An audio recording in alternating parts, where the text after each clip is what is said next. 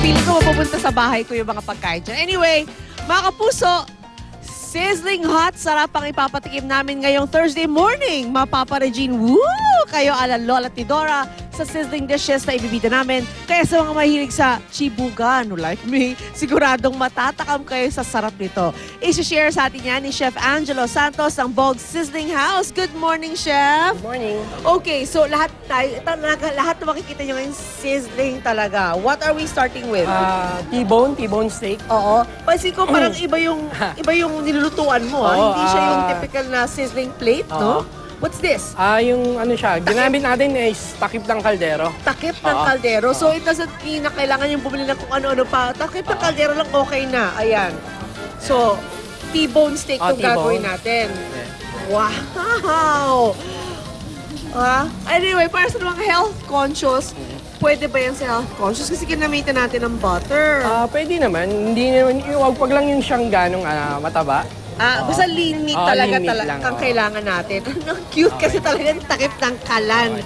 Tatagan nga natin ng butter yan kasi gusto ng mga tao rito maraming butter. Ayan. And then pagkatapos yan, kasi mabilis na malutuin to, no? And then after that, anong gagawin natin? Lalagyan lang natin siya ng gravy. Ng gravy and that's it. Tapos ano pa yung ibang sizzling na pwede natin gawin? Kasi alam ko everything can sizzle, di ba?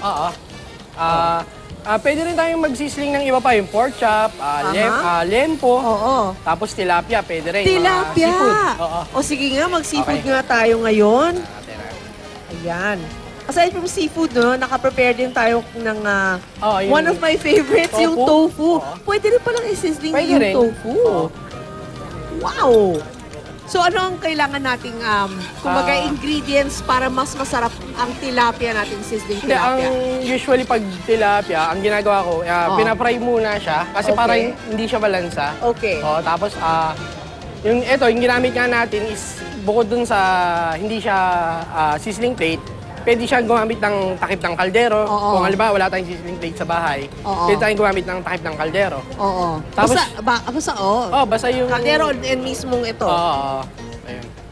Ano ba tawag dito? Kawali. Kawali. Okay. Talagang kawali lang nakalimutan ko pa. Kawali at takip ng kaldero. Pwede rin ba kaldero? Kasi Pwede parang rin yung lumang kaldero. Oo. Pwede. Basta ayan. So, basically, just do that. And then, yung ginawa na po ni Chef ay ito, no? Ito na yung mga sizzling na set niya. Ito ang, of course, yung tilapia. And then we have the tofu. And then, ito na yung pork chop at then T-bone. T-bone steak. Yum.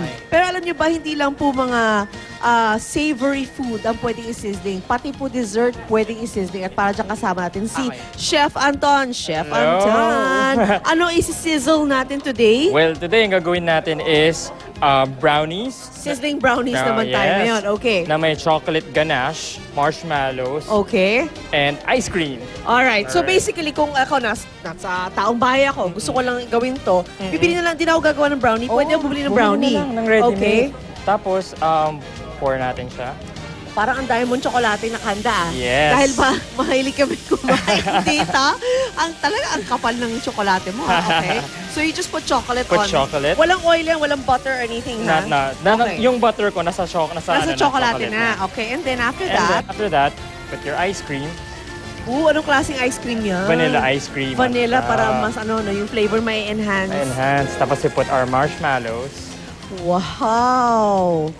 Tapos, what we do, if you want, pwede pa tayo mag-pour ng mas maraming chocolate. Nararamdaman ko na yung tsokolate sa tiyan ko. Pati sa hips ko, andyan na siya. Pati sa hita ko, ramdam ko ng tsokolate.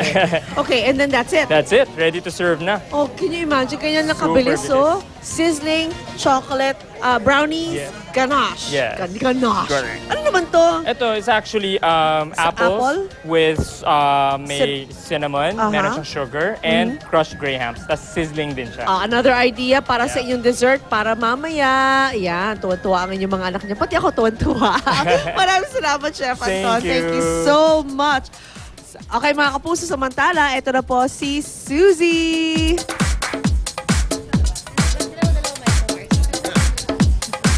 Ayan.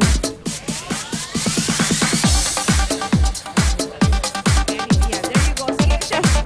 Chef. Ihatid